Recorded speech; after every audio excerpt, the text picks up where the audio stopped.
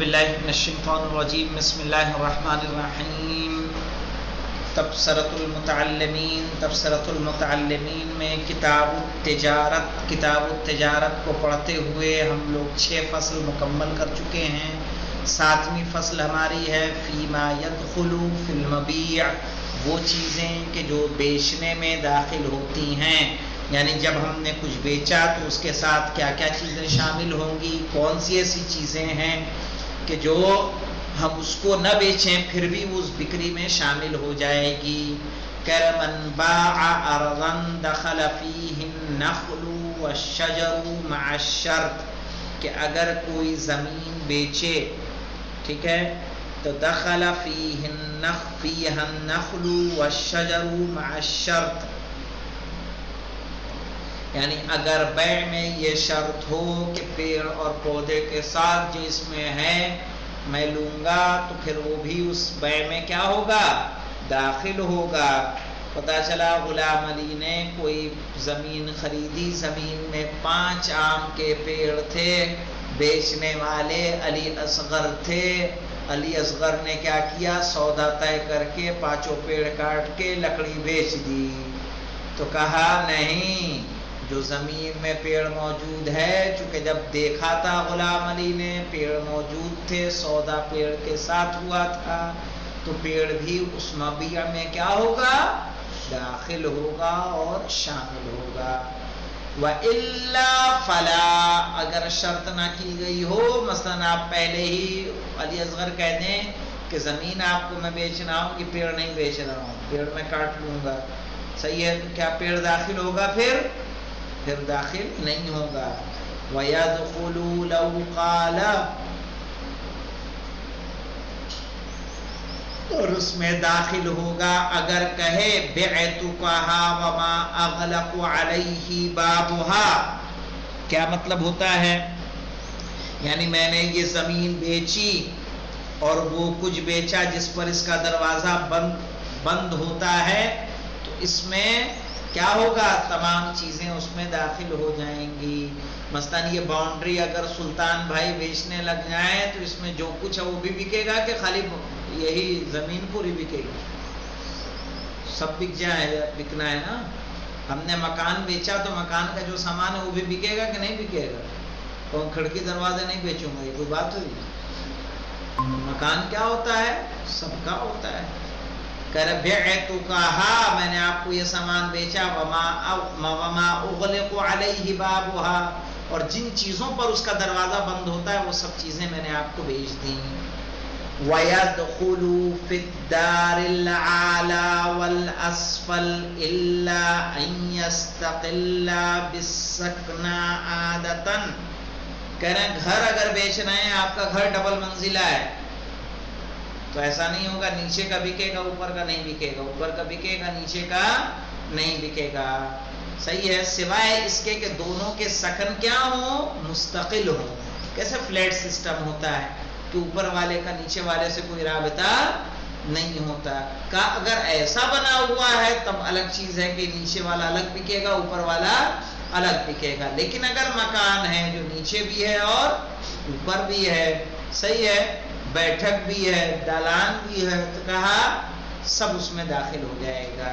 وَيَدْخُلُ فِي الدَّارِ الْأَعْلَى وَالْأَسْفَلِ، گھر میں نیچے کا اور اوپر کا دونوں داخل ہو جائیں گے مولانا، ٹھیک ہے۔ جیسے کہا کہ فلاں گھر تو میں بیچ رہا ہوں، تو بیچنے کا مطلب یہ کیا ہے، 20 لاکھ روپے فرقان نے مانگے، تو نیچا بنا ہے، نیچے اوپر بنا ہے، تو نیچے اوپر سب کا، زمین کا بھی اس میں الگ کچھ نہیں، ٹھیک ہے۔ إِلَّا أَن يَسْتَقِلَّ بِالسَّكْنَ، یہاں تک کہ صرف اور صرف مستقل ہو رہنے والوں کے لیے، جیسے طابق اعلیٰ پہ کچھ لوگ اور رہتے ہوں، طابق سافلہ پہ کچھ لوگ اور رہتے ہیں، جیسے کہ کچھ ہوٹل یا کچھ دکان گھر ہوتے ہیں کہ جن کے نیچے کیا ہوتی ہیں، دکان ہوتی ہیں، اوپر کیا ہوتا ہے، گھر ہوتا ہے، تو دکان بیچے گا تو گھر بھی بک جائے گا نہیں، پھر دکان بیچے، گھر بیچے گا تو گھر بکے گا، دکان نہیں بکے گی، کیونکہ دونوں کیا ہیں، الگ الگ ہیں۔ وَلَوْ بَاعَ نَخْلًا مُعَبَّرًا، ہاں مولانا، وَلَوْ بَاعَ نَخْلًا، نخل کہتے ہیں کھجور کے پیڑ کو، مُعَبَّرًا، معبر کہتے ہیں جو ملقح ہو، یعنی جس میں پھل آ رہے ہوں.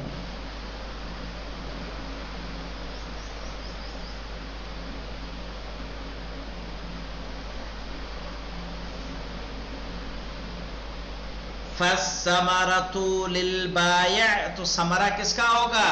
بیچنے والے کا ہوگا. یعنی کیا مطلب؟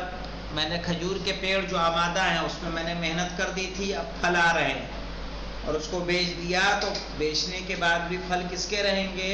بیچنے والے کے رہیں گے. وَلَوْ لَمْ يُعَبَّرْ فَثَمَرَةُ لِلْمُشْتَرِي، اگر تلقیح نہیں کی ہے تو پھل کس کا ہوگا؟ مشتری کا ہوگا. وَلَا يَدْخُلُ الْحَمْلُ فِي الْإِبْتِعَاءِ مِنْ غَيْرِ شَرْطٍ، حمل کہیں گے یعنی بچہ جو